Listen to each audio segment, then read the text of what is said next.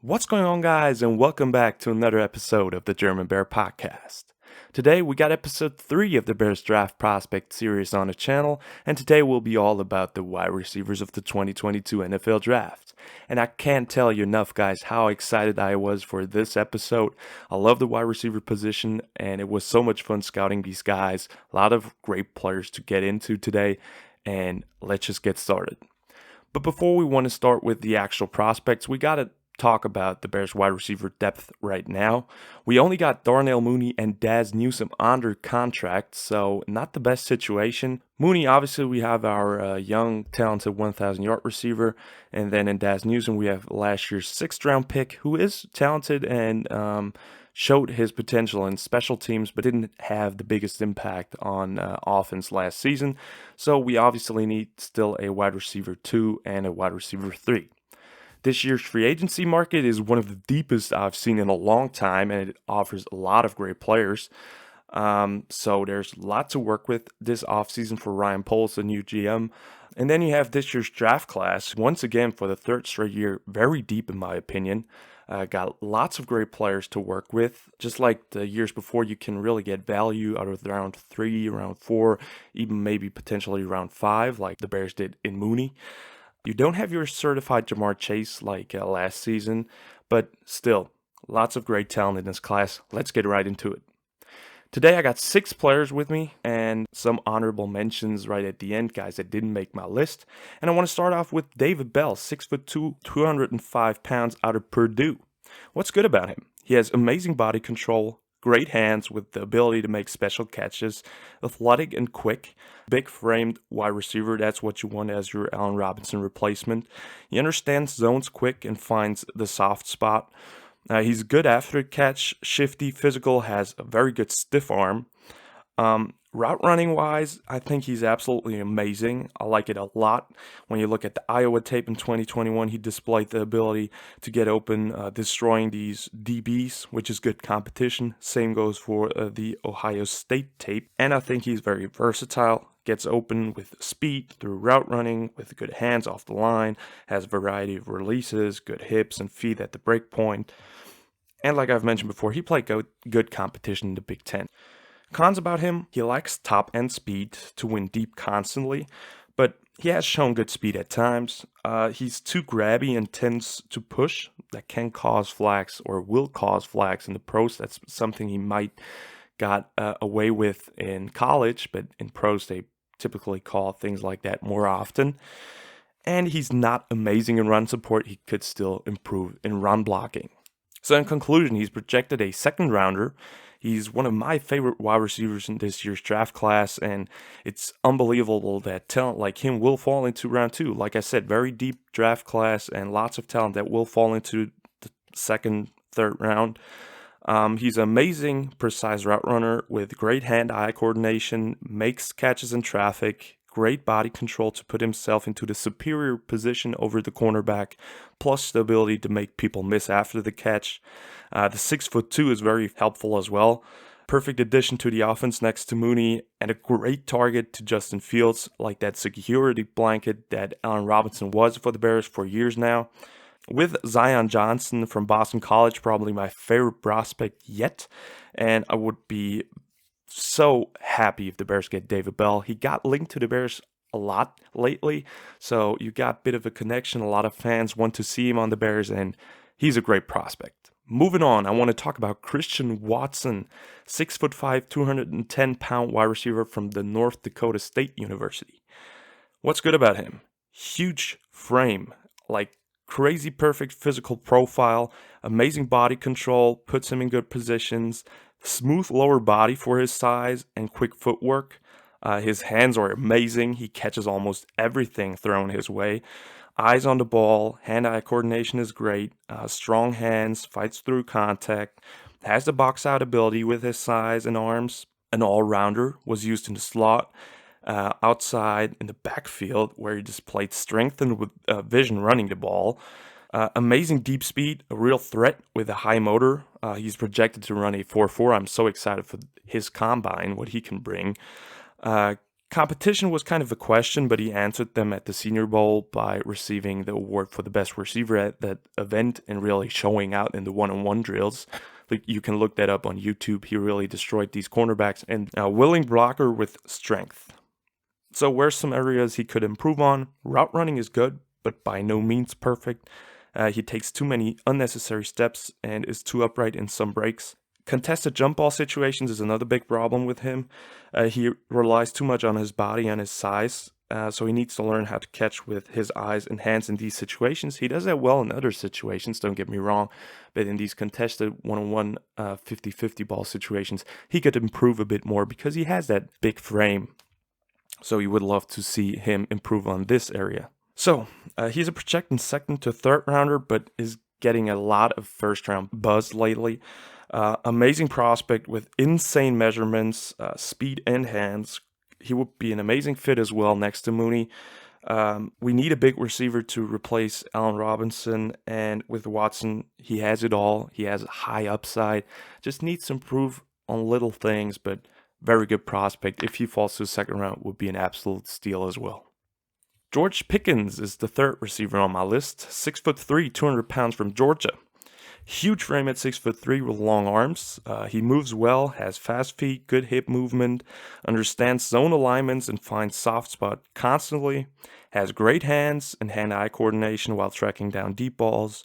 Good body control. Very promising route runner. Not polished yet, but promising. Fast, great speed off the line. He attacks DBs aggressively.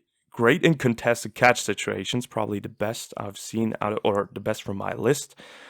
He attacks the ball with his hands and long arms aggressively. But the thing with him is it's all based on the 2020 tape and slightly mixed up with a 2021 tape because I think he only played 2 games, the last 2 games of the Georgia season. He missed almost all of 2021 with a torn ACL. That's obviously a big concern. Can he come back from that injury? And his route running is good, but will need some polish, like I mentioned before. In conclusion, he's a projected second rounder still with all his talent. I think if he was healthy and played all of last season, he would have even go higher easily. Very talented guy. The combine will be super interesting with him to see if he's still explosive after the injury. Would be an instant start and impact player on the Bears. Perfect A-Rob replacement, a guy that can go up and get it, makes a 50-50 ball, a 70-30 ball. He's just that safety option, or would be that safety option for Justin Fields that is very good in contested catch situations and would be an amazing pick in the second round. The next guy I'm going to talk about is Khalid Shakir from Boise State, 6', 193. One of my favorite prospects in all of this draft. Amazing player. Love him. Stand out to me when I watched his first tape. Route running is great. He uses speed and quickness wisely. Has several releases, great hips and variety in his routes, competitiveness and great blocking, does really all the dirty work, competitive player. When I watched the first tape, these 3 things were the first things that came into my mind against Fresno State. Great body control and hands, hand-eye coordination, he catches everything, has the quickness, was used on reverses a lot and really showed his burst. He is tough as nails, makes catches in traffic, has his own awareness, finds the green grass constantly, the ability to make insane catches even with limited size. Like when you look at the Nevada tape, please check that out. 2 unreal one-hand type of catches. You need to look that up. Absolutely insane. Shifty after the catch, makes guys miss. Has the return ability, and is just a great prospect overall. But areas for improvement, he's more quick than fast. He doesn't take the top of a defense. That's simply not his game. But still showed the ability to get open with great body control, hands, and route running. Slider, smaller frame, and he doesn't have long arms. That's what's kind of limiting him in some ways. And his route running is amazing, but can improve, or his route tree has to improve in the pros. And quickly, I want to mention the Senior Bowl with him. With Watson, he performed probably the best, and Calvin Austin from Memphis showcased that he is a crafty route runner, caught almost everything despite the weather. He's projected a second to third rounder, so I don't know where he falls now after his Senior Bowl, but amazing player who has the competitiveness to succeed at the next level. I love his route running, shiftiness, and catching ability. It was a joy to watch his tape. Please check it out. Primarily, he played in the slot, but at times at outside as well. So scouts say he can play both in the pros. And he's just a multi-weapon that the Bears could absolutely use. He emerged as one of my favorite prospects in this whole draft process. Immediate impact player on the team, and to me, would love to pick in round 2. If he falls to round 3, that would be an absolute massive steal. If the Bears decide to address receiver in the later rounds or in round 3, 4, and decide to go with O-line in round 2, this would be a perfect draft pick in round 3. Next guy I want to mention is Jalen Tolbert from South Alabama. 6'1", 195, physically gifted with a big frame, good size, length, and athleticism. He provided deep speed to really be a threat. Has the ability to make spectacular catches, even with bad QB play at South Alabama. Has a great catch radius. He had to adjust to a lot of badly thrown, overthrown, underthrown, wide passes. Excels after the catch with burst and extra wiggle, makes guys miss. He appears very fast on tape. The combine will be very interesting. Has talented hands and body control, great route running, and agile mover with excellent twitch. Cons, he has a kind of a drop issue. He needs to be more consistent with his eyes and concentration, but it will be interesting how Tyke Tolbert can coach him up because he has so much experience coaching rookie wide receivers. He needs to improve his route tree, although I think he can adjust to that real fast, and he's an okay blocker with room for improvement. He's a projected 2nd to 3rd round pick. I love his speed, size, and yak ability, and his catch radius and contested catch ability is very intriguing. He has tons of upside, and if he gets rid of the drops and keeps improving, he could be one of the best in the draft class. He has so much talent and upside. And if he falls to the 3rd round and Bears haven't taken a wide receiver yet, and Khalid Shakir is off the board, it would be an immediate impact player with tons of upside. Would love him in Chicago under Getsy and Tyke Tolbert. And the last guy I want to talk about is Dejan Dixon, 6'2", 200 pounds from Nicholls State. He's a potential diamond in the rough. Great frame for the NFL level, plays above his size, great body control. Although I had a limited amount of reports and tape, you could still see his great hands. He makes incredible catches, great body control, like I've mentioned before. Great route runner with smooth hips for his size, good hand-eye coordination and understanding for coverages. Very productive at the FCS level, but with the FCS level, we come to the cons. He played some lower competition. We don't know how he will perform or stack up against NFL DBs. You get kind of a more or better sense for it if you see them play the Big Ten or SEC. But obviously, on the FCS level, the competition is a bit lower, so it will be interesting how he can adjust. But he was a standout at the NFL PA Bowl, where he faced some kind of better competition. And some other cons I want to mention is he's not too exciting after the catch, and he needs to work on his route tree. He's a projected 5th to 7th round pick, although Bleacher has him at round 4. The combine will be crucial for his draft stock, and he's a project player and might start as a special teamer or backup, but he has a lot of tools to work with. And if a guy like Tyke Tolbert really falls in love with him and sees the potential in him and puts in the work, I think Dejan Dixon can be a very good player in the later rounds for the Bears to attack. Before we wrap up this episode, I want to quickly mention 3 guys.